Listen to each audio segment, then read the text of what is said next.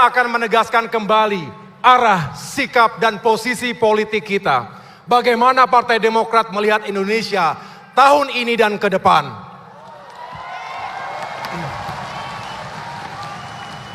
Tentu perhatian kita saat ini semakin terfokus pada proses pemilu. Tetapi agenda kehidupan bangsa bukan hanya pemilu. Masih ada hal lain yang tidak kalah pentingnya bagi rakyat kita. Kita harus terus memperjuangkan perubahan dan perbaikan di berbagai sektor kehidupan bermasyarakat, berbangsa dan bernegara. Saudara-saudara masyarakat Indonesia yang kami muliakan, melalui mimbar politik ini, Demokrat akan menyampaikan 3 hal pokok. Pertama, kami terus terpanggil dan berkewajiban untuk memikirkan dan mencari solusi atas persoalan kehidupan rakyat, khususnya masalah ekonomi dan kesejahteraan. Kedua, sikap dan posisi Demokrat atas sejumlah isu nasional, baik soal hukum dan keadilan, kebebasan maupun kelangsungan demokrasi.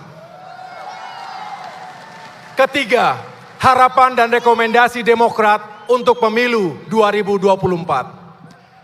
Hadirin sekalian, dalam 6 bulan terakhir ini, saya melanjutkan agenda keliling Nusantara, berkunjung ke Jawa Tengah, Yogyakarta, DKI Jakarta, Jawa Barat, Banten, Jawa Timur, Sulawesi Utara, Nusa Tenggara Timur, Lampung, Sumatera Selatan, Sulawesi Tengah, dan Sulawesi Barat. Insya Allah tidak akan berhenti. Saya akan terus datang ke lapangan untuk menyapa dan berdialog dengan rakyat. Karena dengan demikian, saya sungguh mengetahui persoalan mereka, serta harapan dan aspirasinya langsung tanpa perantara. Saat ini dunia masih menghadapi tekanan ekonomi yang cukup berat. Di Indonesia, inflasi melewati ambang batas lebih dari 5%. Kini masyarakat kembali merasakan kenaikan harga-harga barang sebagai second round effect dari kenaikan harga BBM tahun lalu.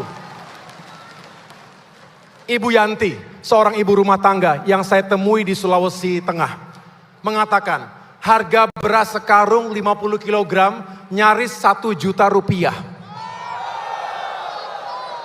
Artinya harga per kilo mencapai 20.000 rupiah.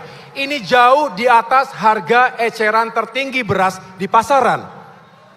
Ia menjerit, dari mana kami bisa mendapatkan uang untuk membeli kebutuhan pokok tadi?